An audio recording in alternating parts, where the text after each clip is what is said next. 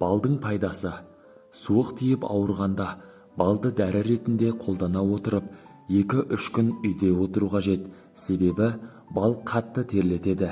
Сондай-ақ шайнекте қайнап тұрған суға 1 ас қасық бал қосып, ауыз бен мұрынды булау тамақтың қызарғанын басады екен. Өкпе ауруларын емдеуге пайдаланады. Гиппократ бал ішімдігі қақырықты түсіріп, жөтелді басады деп жазды. Ибн Сина туберкулез басталған кезде раушан гүлінің жапырағы мен бал қоспасын қолдануды ұсынды. Бұл қоспаны күндізгі сағат 12-ге дейін қолдануды тиімді деп санады. Балға қосылған орман жаңғағы да үздік создық жөтелден сауықтырып қақырық түсіреді. Осы арқылы бал ағзаның туберкулез инфекциясына қарсы күресіне көмектеседі. Жүректің қалыпты жұмыс істеуі үшін глюкоза қажет. Балды қолдану жүректің бұлшық етіне жақсы әсер етеді.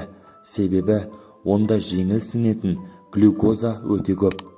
Балдың құрамында диастаз ферменттері болғандықтан ол жүрек маңы майларын жояды. Сондықтан жасы үлкен адамдар мен жүрегі ауыратындарға бал жеу өте пайдалы болып келеді. Неміс дәрігерлерінің айтуынша, балдан тіпті қант ауруымен ауырғанда да бас тартуға болмайды. Өйткені фруктозаны немесе ара балын енгізгеннен кейін жүректің қызметі жақсарады. Құрметті оқырмандар, қазақ тілді арнамыздың дамуы үшін арнамызға тіркеліп, лайк басып, қоңыраушаны басуды ұмытпаңыздар. Сіздердің кішкене әрекеттеріңіз бізге үлкен қуаныш және шабыт сыйлайды. Видеоны соңына дейін көріңіз. Балдың адам ағзасына тигізер көптеген пайдасы жайлы қызықты ақпараттар айтатын боламыз. Тәулігіне 50-140 граммнан орташа есеппен 70 граммнан ұзақ уақыт бойы 1-2 ай бал жеу жүрегі қатты ауыратын адамдардың көңіл күйін көтеріп, оның қан құрамын қалпына келтіреді. Сонымен бірге гемоглобинді өсіріп, жүрек қан тамырларының айналымын жақсартады екен. Асқазан ішек ауруларын емдейді. Балды асқазан жарасын емдеу үшін де қолданады. Мұндай жағдайда балды тамақ ішуден 1,5-2 сағат бұрын немесе тамақтан соң 3 сағаттан кейін жеу қажет. Ең дұрысы, ертеңгі және түскі тамақтың алдында 1,5-2 сағат бұрын, кешкі тамақтан соң 3 сағаттан кейін жеген жөн. Оны қайнаған жылы суға ерітіп ішу де жақсы нәтиже береді. Суға ерітілген балды жылылай ішу асқазан сөлін сұйылтып, оның ішектегі тітіркендірмей тез сіңуіне көмектеседі.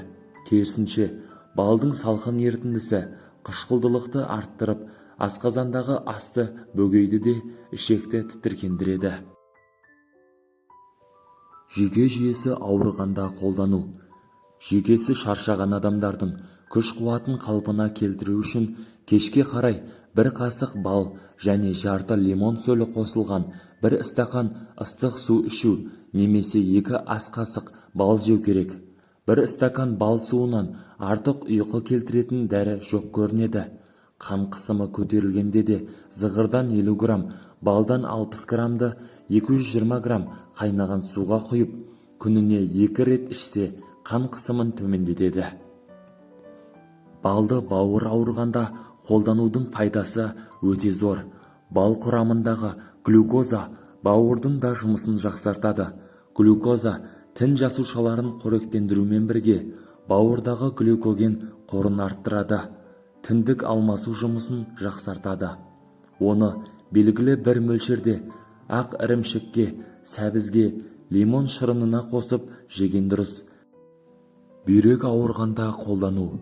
Бүйрек ауруына балдың пайдалы болу себебі онда бүйрекке өте зиянды ақуыз аз, ал тұз мүлде болмайды.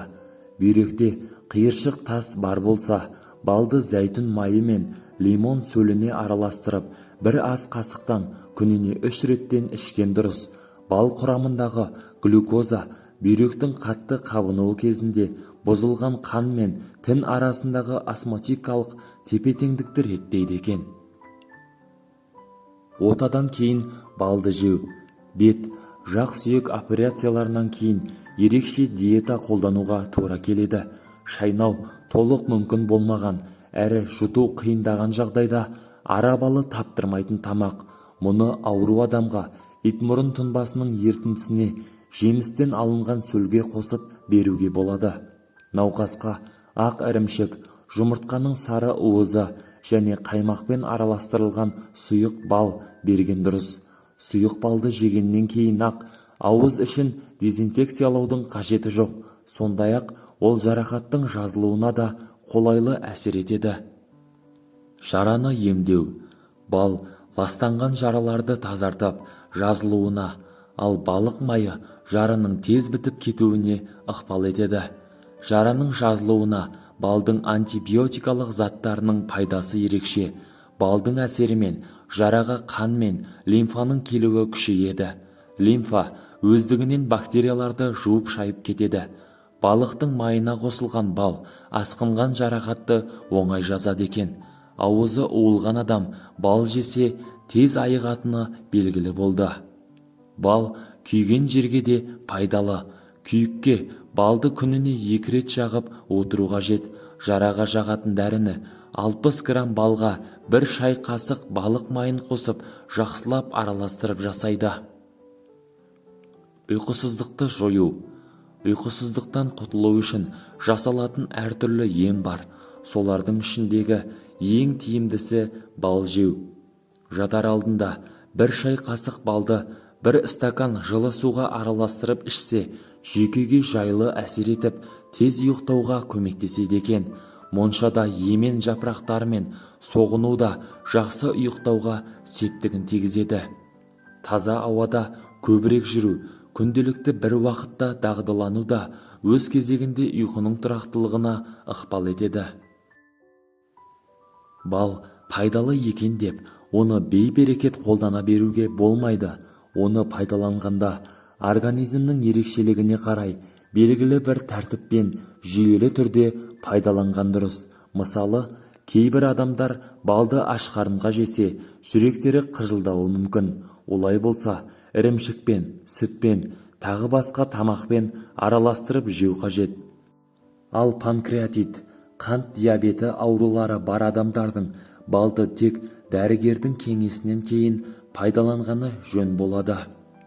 Достар, видео пайдалы болған болса, қазақ тілді арнаның дамуы үшін арнамызға тіркеліп лайк баса кетіңіз және бұл видеоны достарыңыз бен жақындарыңызға жіберулеріңізге болады. Видеоны соңына дейін көргендеріңіз үшін көп-көп алғыс айтамыз.